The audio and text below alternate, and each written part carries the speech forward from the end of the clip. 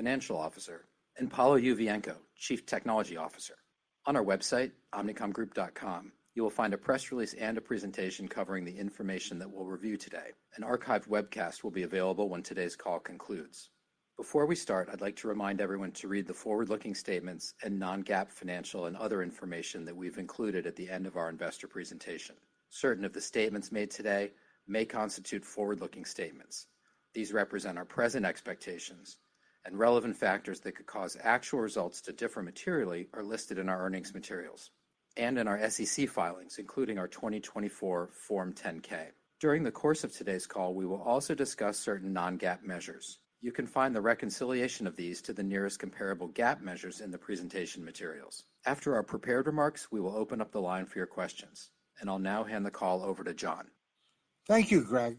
Good afternoon, everyone, and thank you for joining us today. We're pleased to share our second quarter results.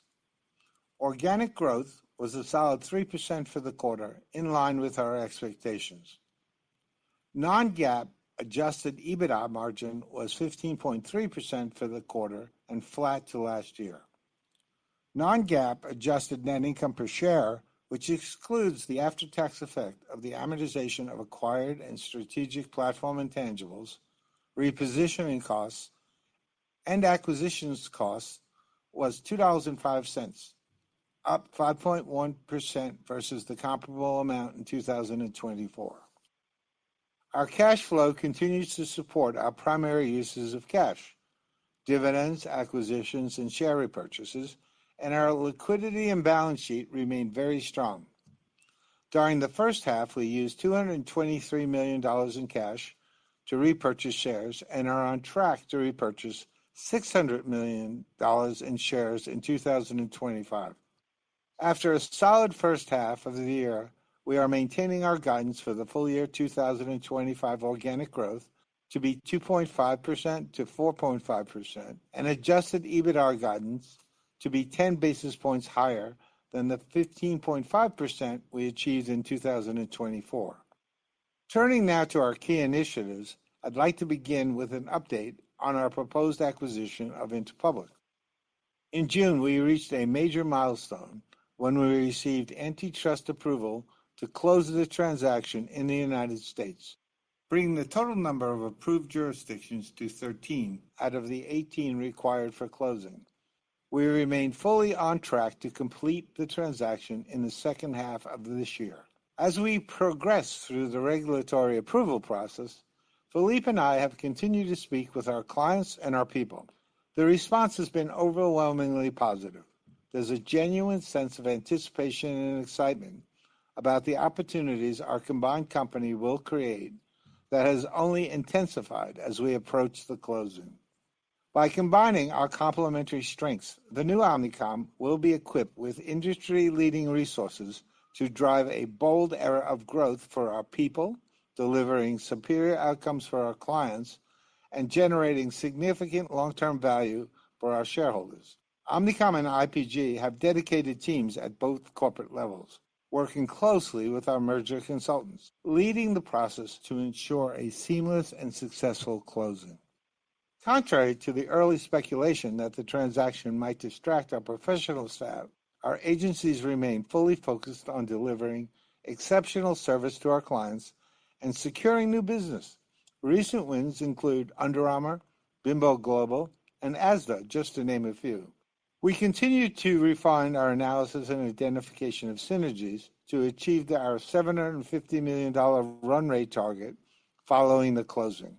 We are highly confident that we will achieve this level of synergies, and we continue to identify further opportunities beyond our target as we move forward with the evaluation.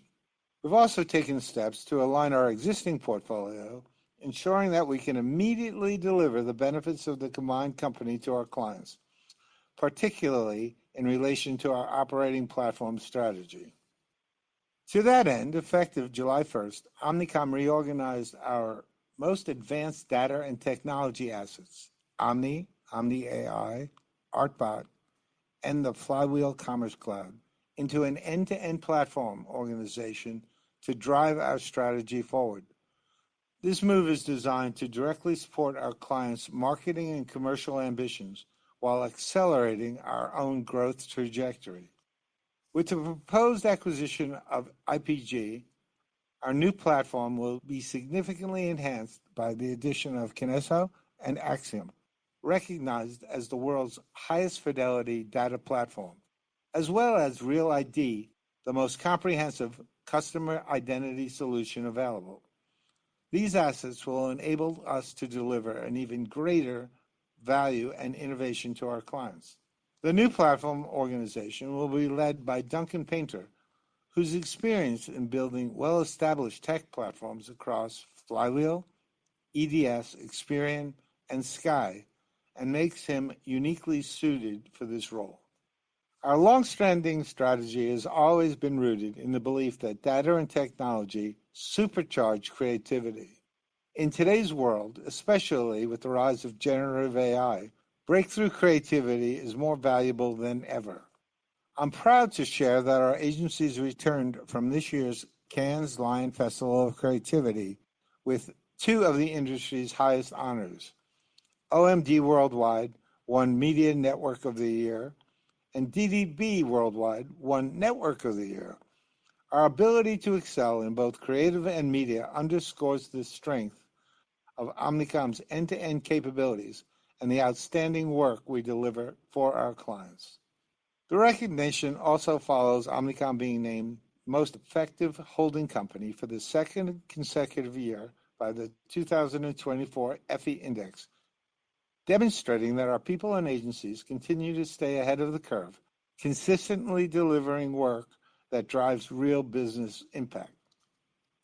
Lastly, I want to highlight a key addition to our leadership team.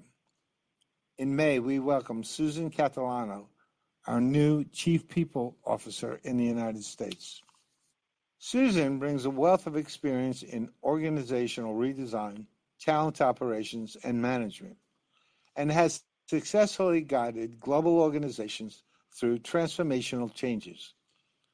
Susan will play a key role in bringing Omnicom and Interpublic together, creating a world-class HR organization that attracts and develops the industry's best talent. In closing, we're pleased with our first half financial results, our progress on key strategic initiatives, and the integration planning underway for Interpublic. As we look to the second half of the year, we remain confident in achieving our full-year organic growth and margin targets. Our focus will remain on delivering for our clients and successfully completing the Interpublic transaction. Now I want to introduce and turn the call over to Paolo Uvienco, our Chief Technology Officer, who is joining us today to explain how we are making generative AI accessible to all our colleagues and clients across the organization. Paolo? Thanks, John. I want to now spend a few minutes on what we think is one of our most significant competitive differentiators, how we're deploying generative AI and agentic capabilities through our Omni platform and data assets to fundamentally reshape how we create value for clients. Back in 2022, we made the strategic decision to be an early adopter of generative AI, recognizing the transformative potential ahead of many of our competitors and clients. Initially, our focus was on the obvious applications, using generative AI for ideation and content creation and copy generation, as well as distilling insights from audiences. While these delivered immediate productivity gains, they represented only the first phase of our AI strategy. What is driving the latest phase of our continuous transformation has been the development and deployment of our agentic framework. Over the last year, we have been aggressively and systematically rolling out AI agents throughout our workflows, where we can deploy multiple AI agents that collaborate seamlessly to deliver comprehensive solutions. Rather than isolated AI tools addressing individual tasks, we can now orchestrate intelligent agents across campaign lifecycles, simultaneously analyzing data, optimizing strategies, and refining creative elements. This capability is powered by a proprietary data asset and institutional knowledge, democratizing access to our industry-leading consumer intelligence, encompassing behaviors, demographics, cultural insights, and transactions. Additionally, we are fine-tuning and grounding the market-leading foundational and frontier models, effectively encoding our strategic expertise into our scalable AI system. Most importantly, we are orchestrating complex, multi-stage workflows that previously required extensive human resources.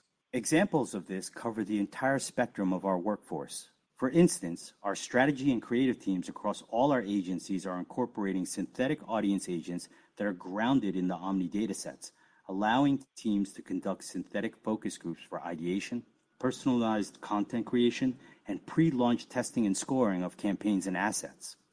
In our health group, the teams have been able to create a multi-agent reasoning engine that helps in recalibrating campaigns and assets at significantly greater speed when the market conditions change by simulating market scenarios, model stakeholder responses, and synthesizes existing signals.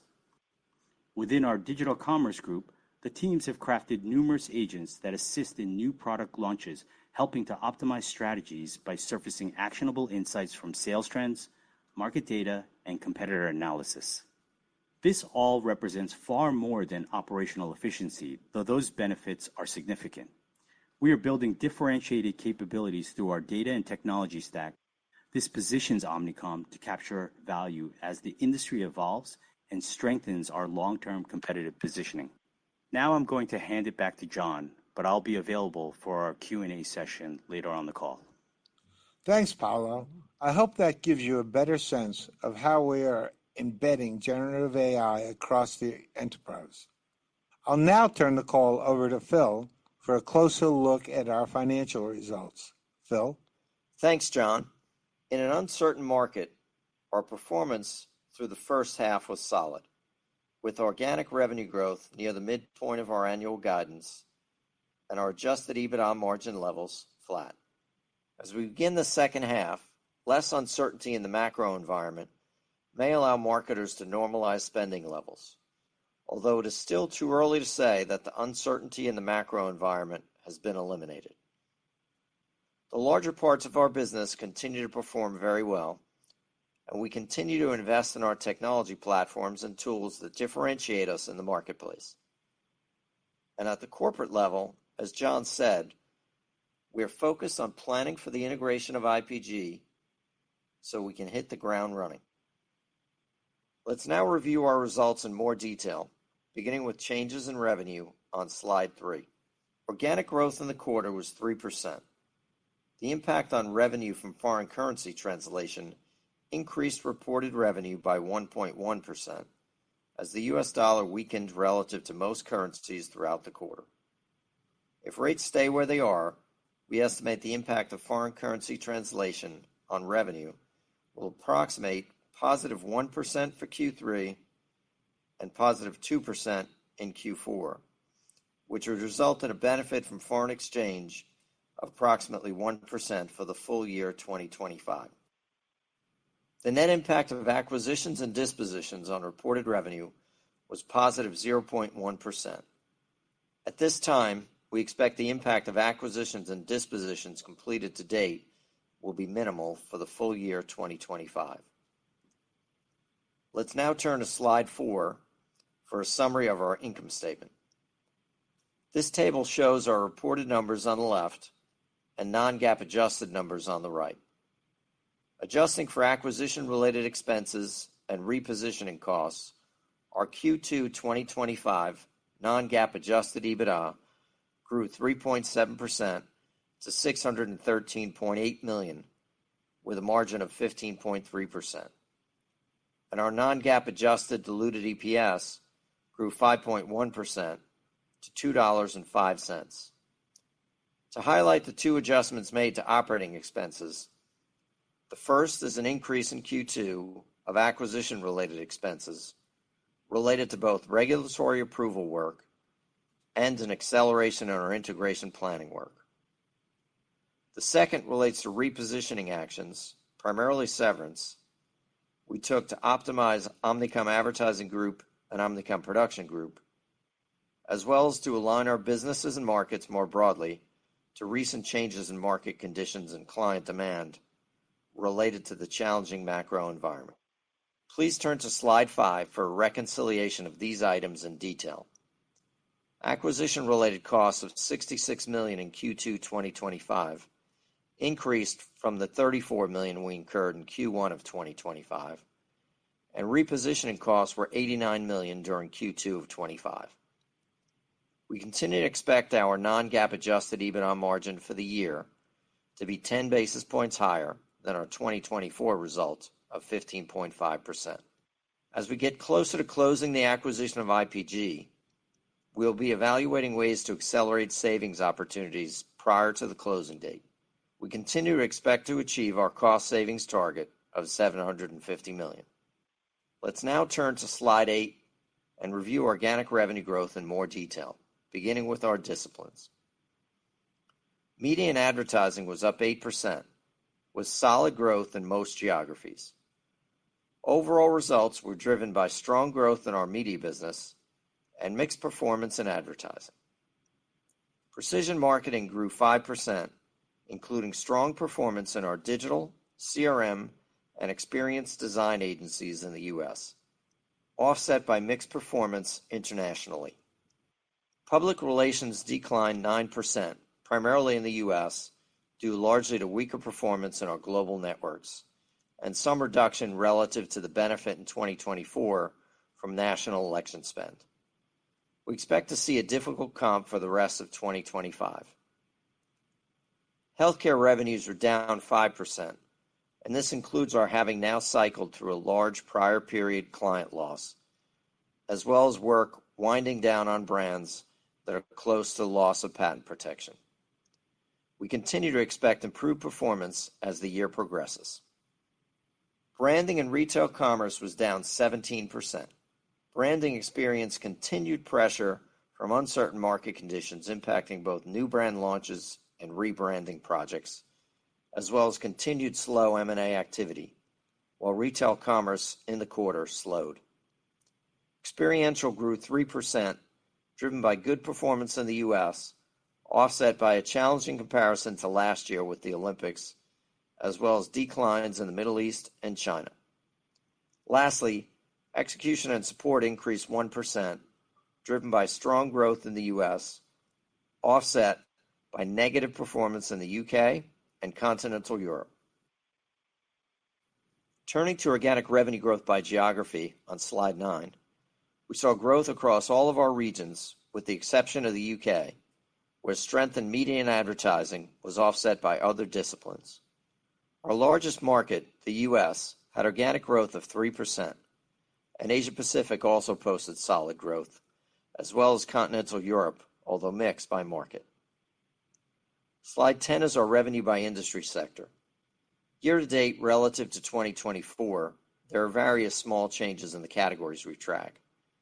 The auto category increased year over year, reflecting new business wins, which were offset by some client spend reductions. Now let's move down the income statement and look at our expenses on slide 11. In the quarter, salary-related service costs, our largest expense, were down on a reported basis and as a percentage of revenue, driven by our continued efficiency initiatives and ongoing changes in our global employee mix. Third-party service costs grew in connection with the growth in revenue, primarily in the media and advertising discipline. Third-party incidental costs, which are out-of-pocket costs billed back to clients at our cost, also grew in connection with revenue growth. Occupancy and other costs increased just under 4%, but decreased as a percentage of revenue. These include office rent, other occupancy, and general office expenses, as well as technology expenses. SG&A expenses increased primarily due to the $66 million of IPG acquisition-related costs in the second quarter of 2025. Excluding these costs, reported SG&A expenses declined by 6%. Turning to slide 12, you can see a presentation of our income statement that adjusts for the items that are not part of our normal course operations. As I mentioned earlier, when excluding both the acquisition-related and repositioning costs from the second quarter of 2025, non-GAAP adjusted EBITDA grew 4.1%, and the related margin was flat at 15.3%. Net interest expense in the second quarter of 2025 was flat. reflecting a decrease of $1 million to $40.7 million. We estimate that net interest expense will increase by approximately $4 million in Q3 and by $5 million in Q4. Our reported income tax rate was 30.2% in Q2 of 2025, compared to 26.4% in the prior year. The increased rate is primarily due to the non-deductibility of certain acquisition-related costs in 2025. On an adjusted basis, our Q2 2025 rate was 26.5%, up slightly from Q2 of 24, which was 26.3%. For full year 2025, we expect the rate on an adjusted basis to be between 26.5% and 27%. Average diluted shares outstanding were down 1% from Q2 2024 due to net repurchase activity. While reported diluted earnings per share were down 21% on an adjusted non-GAAP basis, as discussed, it increased 5% to $2.05 per share. Now please turn to slide 12 for a look at year-to-date free cash flow. The year-over-year decline was driven primarily by the reduction in net income resulting from the impact of both the acquisition-related costs and the repositioning costs. As you know, our free cash flow definition excludes changes in operating capital. As you can see in the appendix on slide 18, we had an improvement of approximately $250 million in the use of operating capital in the first 6 months of 2025 compared to last year. It's worth noting that on a 12-month basis, our change in operating capital is once again positive. Regarding our primary uses of free cash flow, for the 6 months ended June 30th, we used $277 million of cash to pay for dividends to common shareholders and another $34 million for dividends to non-controlling interest shareholders. Our capital expenditures were $72 million. As we've discussed, they are a bit higher than our historical average due to ongoing investments in our strategic technology platform initiatives. Total acquisition payments were $48 million, including earn-out payments and the acquisition of additional non-controlling interests. This is down significantly from last year, which included the acquisition of Flywheel, net of cash acquired. Finally, our share repurchase activity was $223 million, excluding proceeds from stock plans of $13 million. This included share repurchases of $142 million in Q2 and $81 million in Q1. We still expect repurchase activity of approximately $600 million in total for the year. Slide 13 is a summary of our credit, liquidity, and debt maturities. At the end of Q2 2025, the book value of our outstanding debt was $6.3 billion, flat with the same prior year period. We have no maturities in 2025. However, you will note that our $1.4 billion April 2026 maturities are now classified as current on our balance sheet. We will address these in due course. Our cash equivalents and short-term investments at the end of the quarter were $3.3 billion. We continue to maintain an undrawn $2.5 billion revolving credit facility, which backstops our $2 billion U.S. commercial paper program. Slide 14 presents our historical returns on two important performance metrics for the 12 months ended June 30th, 2025. Omnicom's return on invested capital was 18%, and our return on equity was 34%, both of which reflect our strong performance and strong balance sheet. The year-over-year change is driven by the IPG-related acquisition costs and the repositioning costs incurred in the 12 months ended June 30th, 2025. I will now ask the operator to please open the lines up for questions and answers. Thank you. Thank you. If you would like to ask a question, please press star one on your telephone keypad. If you would like to withdraw your question, simply press star one again. Please ensure you are not on speakerphone and that your phone is not on mute when called upon. Thank you. Your first question comes from David Karnovsky with JP Morgan. Your line is open. Thank you. John, you noted the ongoing macro uncertainty in your remarks. Can you speak to the progression of things since you last updated in April, just given one of your competitors had noted a worsening trend in June? And then how should we view the low end of the guide, and what's your thinking to maintain that in the context of the over 3% growth through the first half? Sure. Other than some specific client type of issues, with them being more impacted by proposed tariffs than not, in general, I don't think the environment's changed all that much since the last time we spoke. I think the Trump administration hasn't issued final guidelines nor conclusions about some key markets that our clients operate in. And so I think it's business as usual for the most part. I think on all of our major clients, and they'll be even more significant to us after this transaction closes, they're long-term partners of ours. And so to the extent that there's a little bump in the road someplace, it's nothing more than just that. And we will collectively get through it together in a very constructive way. So, yeah, there are macro concerns. I would imagine there are macro concerns of different sorts almost every year. But these seem to be controlled by decisions coming out of Washington for the most part. And I think they're going to settle down as we get through the balance of the year. I don't, if you have more something specific you want to know, I'm happy to answer you, David. But. No, just any more thinking, John, on the low end of the range, maintaining in the context? No. What we did is, with the uncertainty, we made our comments earlier in the year. We're still operating well within that range, and we have no reason at this point to think it's going to be any lower for any circumstance. And so everything should be upside from the bottom. But until we get further and further into these decisions that are being made by third parties, we really can't measure that impact. Okay. Just one more, if I can. Your third-party principal cost increases in the quarter would indicate, continued strong contribution from principal trading. Just for this offering, how do we think about the sustainability and growth here and kind of maintaining that strong performance overall for media and advertising? Sure. I mean, media is probably the strongest area within the industry.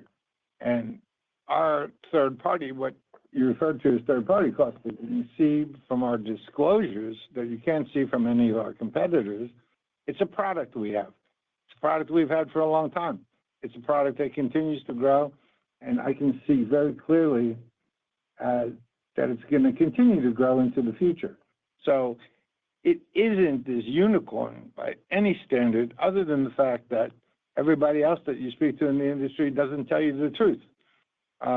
So it is what it is. It continues to grow. It is a product. The reason it's revenue is for all sorts of accounting reasons that Phil could probably better explain. But it's a product that our clients opt into. We plan with them, and then we execute against it. And the client gets a better deal, and we get incremental revenue with an incremental margin. Thank you, John. The next question comes from Steven Cahall with Wells Fargo. Your line is open. Thanks. I wanted to follow up on David's question, but focusing on the creative side within media and advertising. And Phil, I think last quarter you said creative was flattish in Q1 and might pick up during the year. So I'm just curious if you've seen any pickup on the creative side of things. And then relatedly, as David pointed out, it does look like the media business is growing strong. John, you said that you think that'll continue to the future. Is there any margin mix benefit or shift that we should think about as media becomes kind of this longer-term tailwind and becomes a bigger and bigger piece of revenue ahead? Well, let me deal with the second part, and then Phil can talk to the first part. Sure. Yeah, media is a very, very strong area which continues to grow.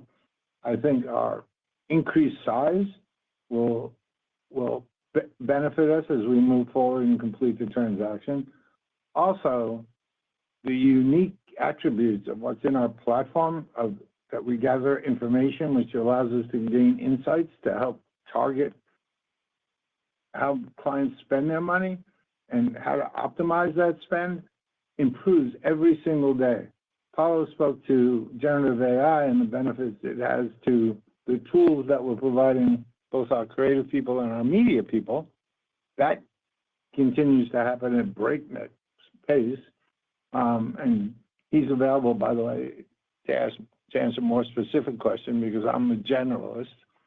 And yeah, there are increasing opportunities that are being developed in terms of different products, different opportunities to increase margin, different ways to process media transactions. So to me, that is I'm very optimistic about that and its continued growth. I know I think if you objectively look at the industry, at least for the last 2 years, out of the people who we consider competitive in the set, 2 of us continue to win, and the others continue to suffer at one pace or another. By the way, those are the same 2 that I tried to merge with a decade ago. So I wasn't wrong then. It probably won't be wrong this time. You want to hit creative? On your first question, Steve, the creative business was basically flat to slightly down in the quarter. Performance was stronger outside the U.S. in many international markets, not every international market, but many relative to the U.S. So performance was okay. It's been better in the past, but not that difficult. I think some of the macro probably had a little more of an impact on the creative business this quarter. It's certainly easier to move from quarter to quarter or from month to month than some of the media commitments that you have to make if you're standing at 20,000 feet and dissecting our business. Thank you. Sure. The next question comes from Cameron McVeigh with Morgan Stanley. Your line is open. Hi, thanks. I wanted to ask about the AI agents and where you expect to see the biggest immediate value add, and then long term, how you may expect that to evolve. And then secondly, on that point, how you expect that to impact your financials. Do you see this more enabling share gains and cross-selling, so more of a top-line growth driver, or is this more for an operational efficiency standpoint and the help with margins, or maybe both? Thanks. I'm going to let Paulo take the lead on the question, and then I have some opinions, and I don't think they're more than that, on what the impacts of it are going to be financially. But Paulo? Sure. So as John articulated earlier, we believe that we sit on effectively the most elite data set in the industry. And our generative AI strategy is grounded in this notion of an agentic framework. And what those agents are allowing us to do is to effectively infuse the intelligence of our elite data set into every facet of the marketing workflow. So every discipline, all the teams across Omnicom now have the capability to drive deeper intelligence and a deeper understanding into every part of the work that they're doing for clients. This not only connects our capabilities, but also drives a better understanding of consumers at every touch point. In terms of the financial impacts, there's a book yet to be written. The immediate benefit that we get is we're putting tools in the hands of our employees and colleagues all over the world in just about every practice area that we function in. What hasn't, adoption of that is going to be dependent upon widespread use of many of these tools by large enterprise clients, which happen to be the clients that we serve, will happen at a slightly different pace than, say, the smaller self-service clients that somebody like Facebook looks to. Now, what hasn't been factored into this future state is as you get more productive and possibly need fewer people, there's going to be a cost which hasn't been fully loaded in by these people developing all these breakthrough, wonderful technologies. The cost to compute, the cost to store, all those things haven't hit the headlines yet, so they haven't been factored into the decision-making process at a client level as to it's better to use the fanciest product that's on the market or to do it in a more traditional fashion. That's going to play out over the course, I think, of the next 24 to 36 months. What's key to us is to make sure that we have all the tools, we make all those tools available to the incredible group of over 100,000 professionals that we have around the world, because they're going to help us invent new things and to do things in ways that sitting here at our corporate headquarters, we can't yet imagine, which I think is going to be a great benefit. And we'll figure out ways to efficiently deliver these services to a client in a way that they're going to get a return on investment and they're going to optimize the dollars that they spend in media, earned and unearned. Did that quite do it for you, or I can expand? That's helpful. Thank you. You're living in interesting times, as we all are. So it's wonderful because I'm very optimistic about it. The next question comes from Adam Berlin with UBS. Your line is open. Yeah, good evening. I've got three questions. The first question is, if macro conditions remain the same for the rest of the year as we've seen in H1, is it reasonable to assume growth improves in H2 because of the ramp up of the Amazon revenues from the win last year? That's the first question. Do you want to ask all three of them, or you want me to answer them one at a time? Yeah, I can, whatever it is. I'll ask the others then. The second question is, please. The repositioning costs that you talked about in Q2, the $89 million, when do we see the benefit of those? Is that in H2 or is that more 2026? And is that already in the 10 bits of guidance that you've given for margin improvement this year? And the third question is, can you tell us how Flywheel performed in Q2? I'll take a shot at it, and Phil will back me up with facts. Hypothetical macro conditions, it's tough for me to project. What I do know is that I have a very long history within Omnicom that we're quite flexible and agile in adjusting to whatever the conditions are. And never lose sight that we're not doing things simply transactionally. We're entering into longer-term relationships, trying to grow clients' brands. So a blip of, small numbers in a particular quarter or a particular moment in time are really irrelevant to the long-term health and continued growth of our business. So we're very, as we said earlier, we're very comfortable with the guidance that we previously have given you, and we're sticking with it. We don't plan based upon, wonderful macro conditions suddenly changing overnight. We think there's still going to be some challenges as we go forward. I think Washington will bring a lot of clarity to this over the rest of this quarter. And then we'll be able to plan better as we move into the fourth quarter and into the future.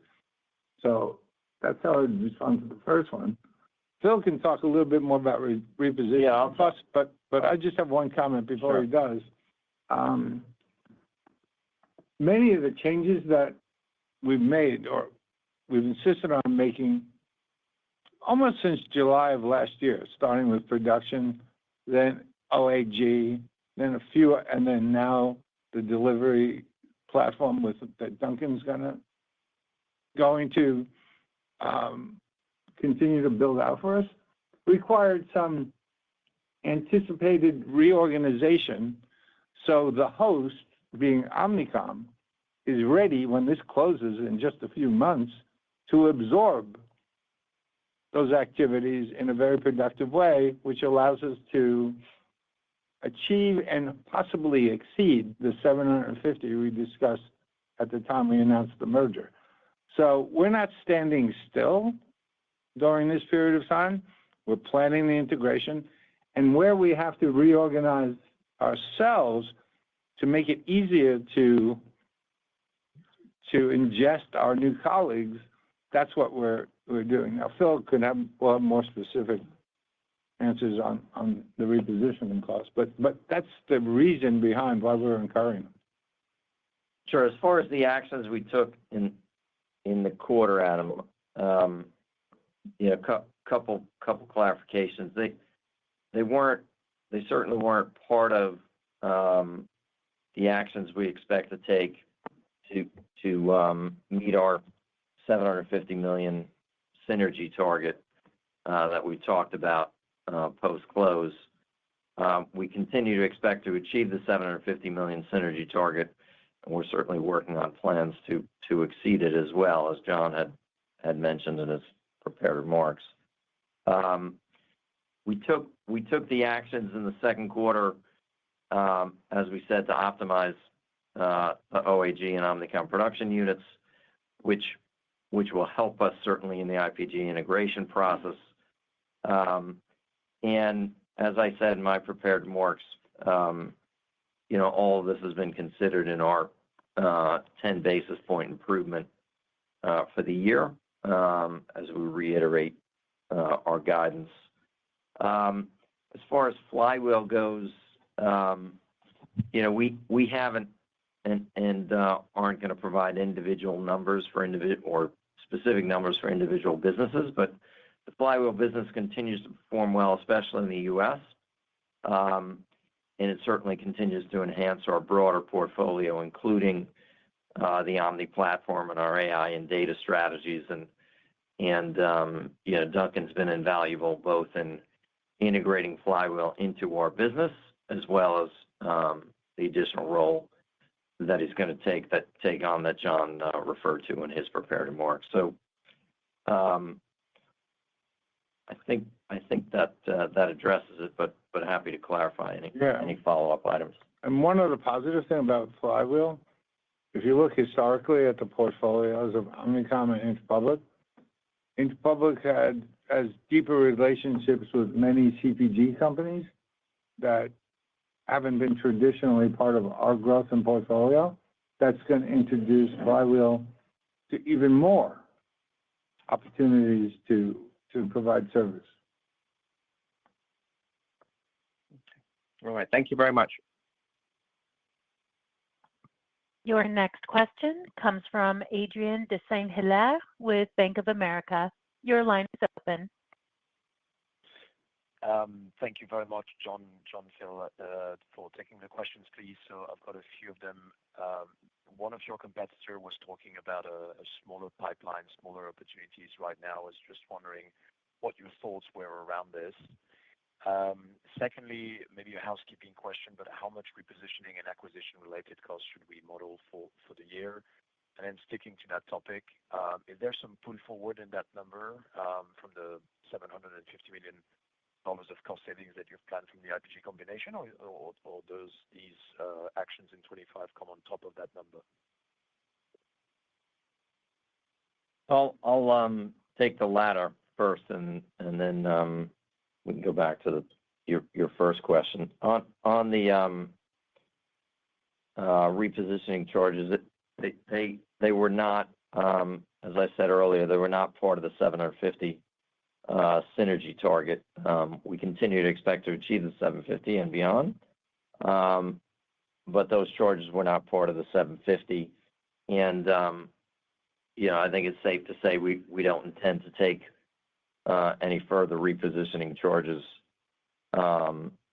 in the third quarter. I think there are some actions we're going to be taking in connection with when the deal closes. We don't have a precise date, but we expect and believe it'll continue to close in the second half.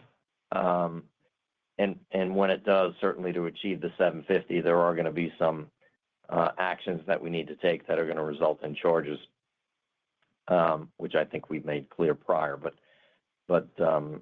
when we get there, we'll certainly provide some more information and disclosure around that. And on your first question, I typically read and follow very much what my competitors are saying. I don't recall that particular quote referring to smaller opportunities. So maybe you can provide some clarity. Maybe I just don't fully understand the question.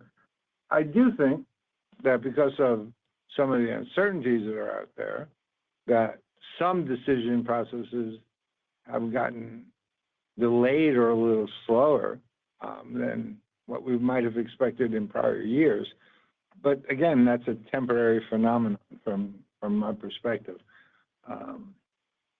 I mean, could you give me a little bit more clarity? Maybe I can be a bit more help in terms of that first question. Sure. So I think they were specifically calling out the fact that there isn't a lot of pitches basically going on at the minute in media specifically. Well, yeah, I don't know if that's true or not. I mean, it's certainly inconsistent with all the projections everybody was making about all the disruption I was going to have in my business when I announced the deal, because that hasn't occurred. So, but we continue, along with at least one competitor, to be invited to, I think, every single pitch of any size, because clients are curious about how our services differ from those of maybe one other in the group, primarily. So it's business as usual, I think. And also, there are some active pitches going on during this summer that I find somewhat unusual, because people typically delay some of those decisions until the autumn.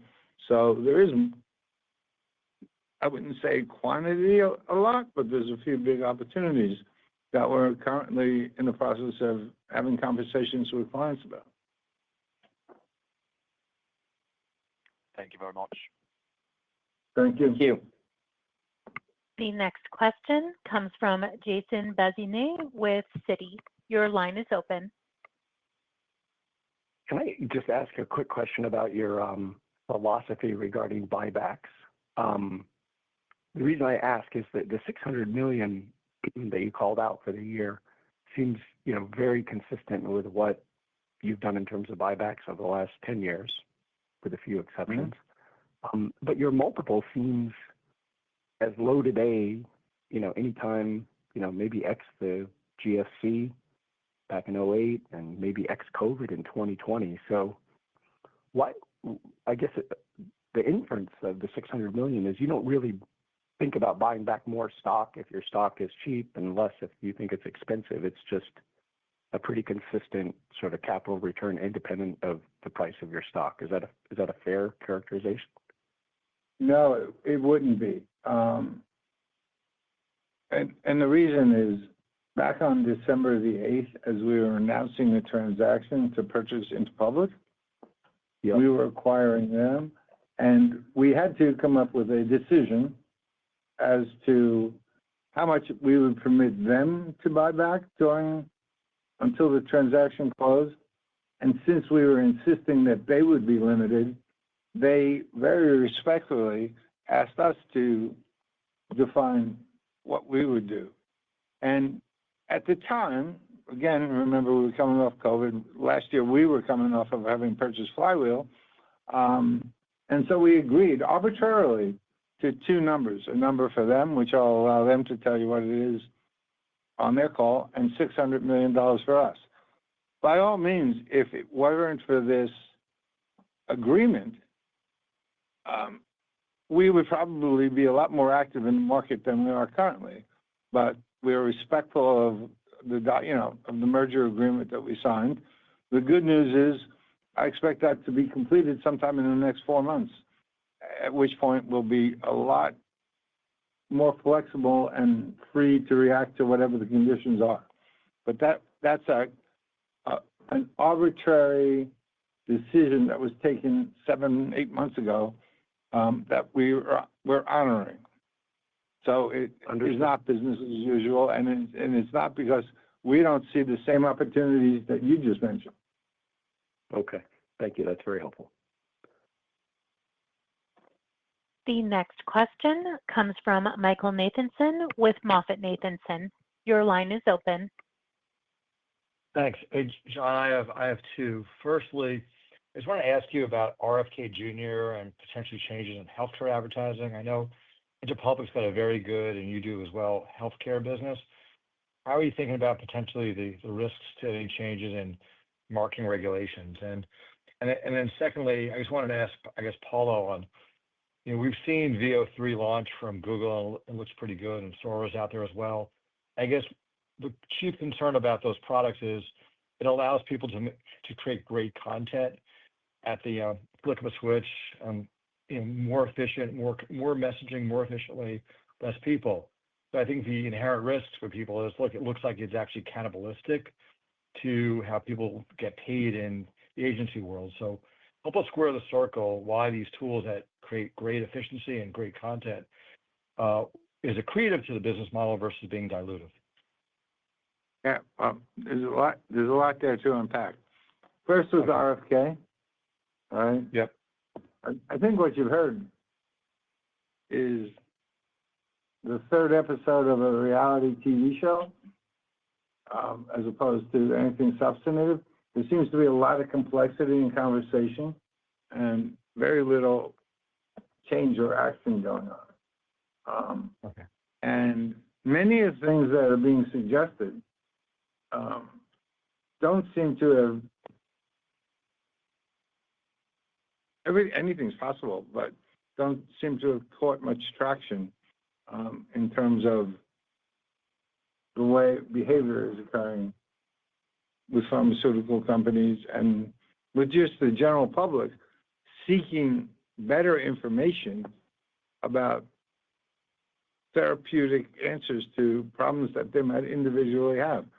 So the medium possibly could change in which that information gets relayed, but the need to get that information to the consumer, that only gets more complex every day, and that benefits us. So that's on RFK. I wish that he only does the right thing for the American people. In terms of your other question, I think we need you to repeat it. I'm sorry. If you don't mind. That was cool. The question is just more broadly as to Paulo too. Is like when you look at the next generation, video products being launched by the likes of Google, like VO3 or Sora, like the quality of AGI is getting better and better for video. So we all worry that because of just the efficiency of what they're producing, it actually eats into your business and it's not accretive, it's dilutive, just because it effectively allows people to make more and more messaging or create messages at less and less amount of time, right? So it looks like it's a dilutive set of tools to businesses that are based on, billing hours on creative. So that's the circle we need to square. Like these tool sets are getting better, and it feels like creating content's getting more efficient. And isn't that a problem for businesses that are billing based on time spent creating messaging?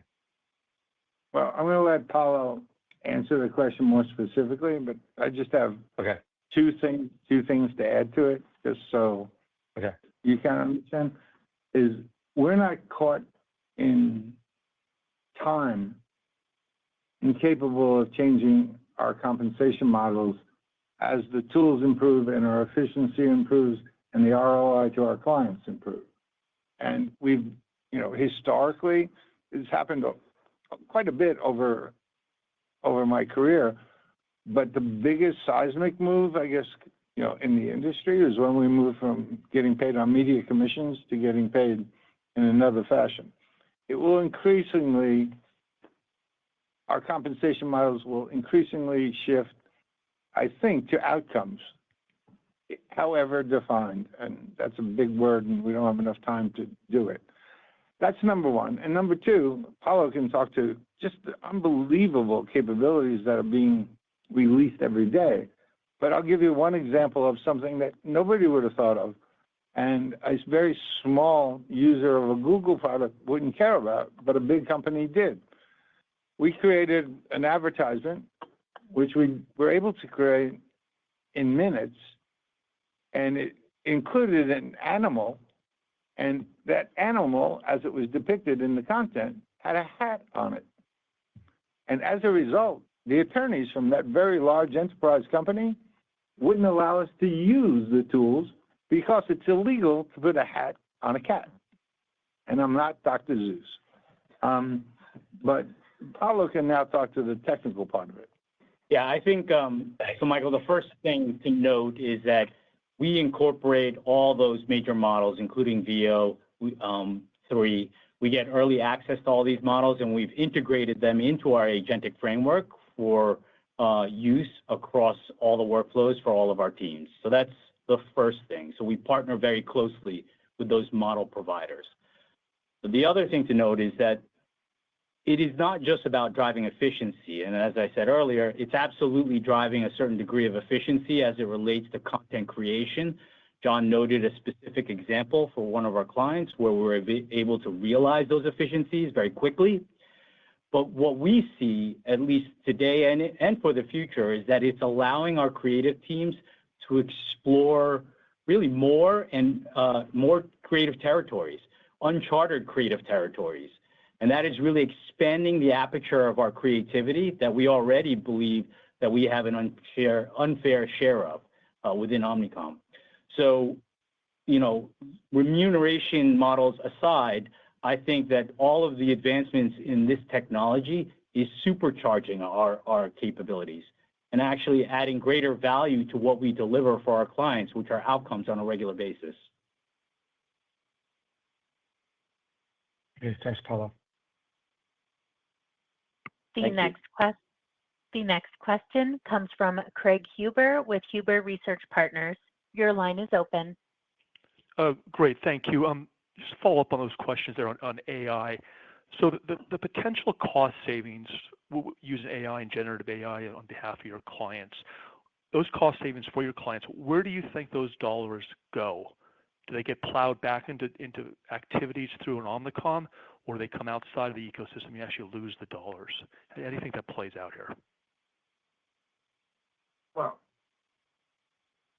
I think initially, I think it makes us more efficient, right? And it allows us to be more creative because we can test more ideas to find out whether or not they're really great ideas or not such great ideas.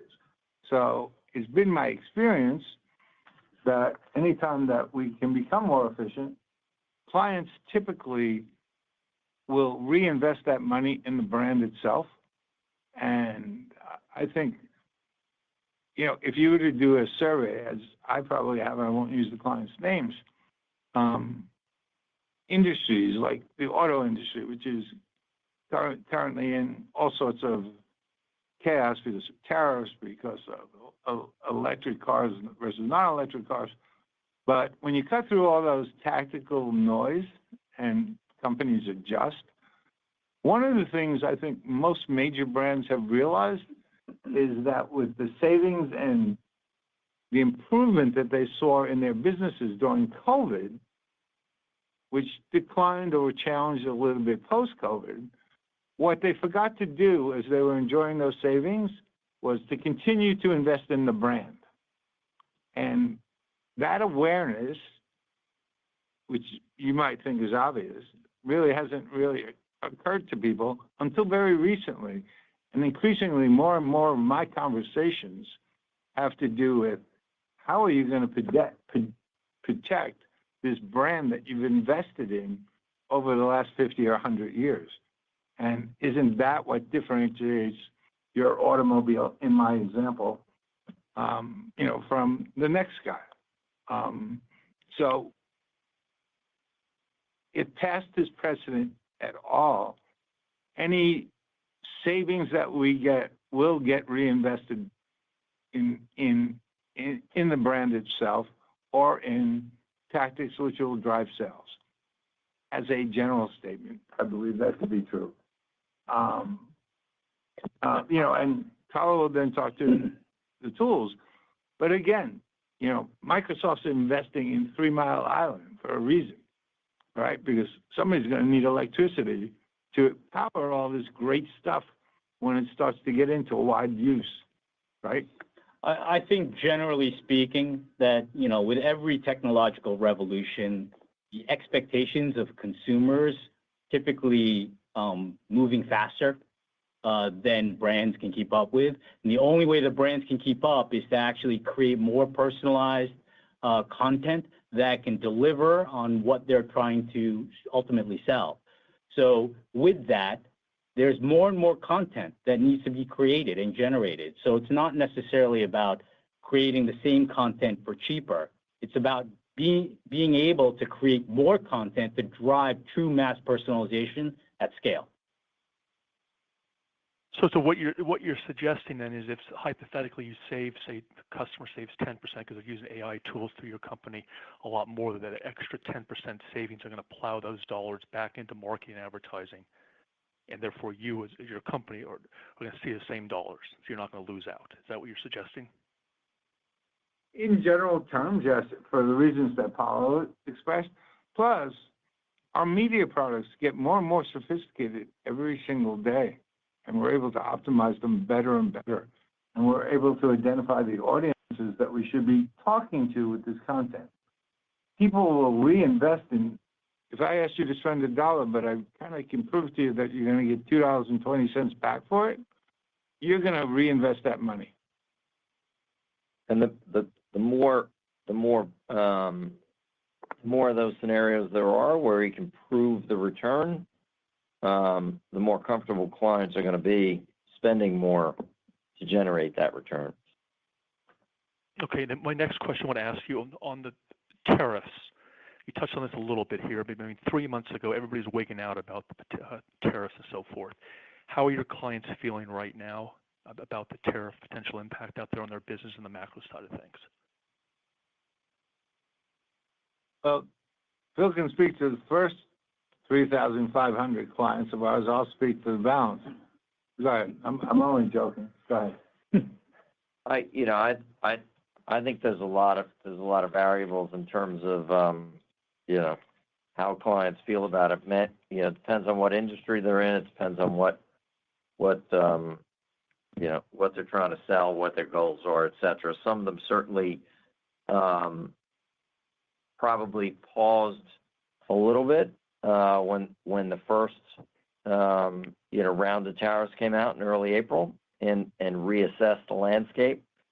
Some of them, though, at the same time, decided to pull forward some investment spend, depending on what their objectives were. So it really runs the gamut, and I think it also there's a bunch of different answers depending on what geographies they're operating in, and what their tactics really are. So I think you've had a number of broad responses based on a lot of different facts and circumstances, and it's hard to say, here's the answer as it applies to a broad contingent of clients. But I'll give you one real life, very important observation, and other people in the room with me.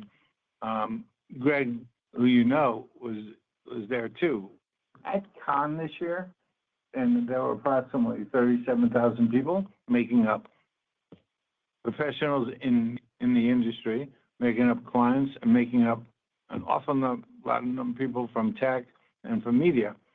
I didn't hear, and I was shocked, for the whole week, I didn't hear the word tariff once. People were looking past this current situation to the future and to running their business and the implications of how we'd go about doing it. I mean, it was so noticeable that it wasn't a word that was being bantered around. It was kind of refreshing.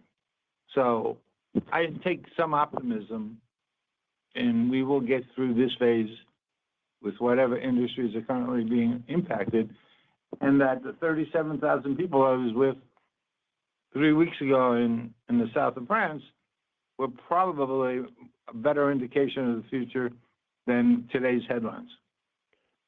And then, thank you for that. My final question, just real quick. You said 13 out of 18 jurisdictions or countries around the world have approved your acquisition merger with IPG. Who are the remaining 5, just so we're on the same page? I have passports to all of them. No, go ahead, Phil, you want? The largest one is certainly the EU. I think, other than that, we're not going to name names. I think each one is a little different and is a little, at a little different phase of the review process. But we certainly expect to close in the second half of the year. We don't see any issues that would change that conclusion, and we're going to do our best to get through the rest of these reviews. Great, thanks. I would just echo that with the confidence that I mentioned before. It's summertime, so we don't expect as much activity in July and August as we had prior to this. As people go on holiday, but we're pretty we are confident that we're well along in the process with all of these remaining operations. Getting through the United States was probably the biggest hurdle, not hurdle, but question. And I think a lot of these remaining governments look to see the U.S. has approved it before they finalize whatever their decisions are. But great, thanks, Phil. Thanks, John.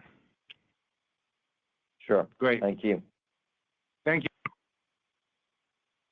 That is all the time we have for questions. This concludes today's conference call. Thank you for joining. You may now disconnect.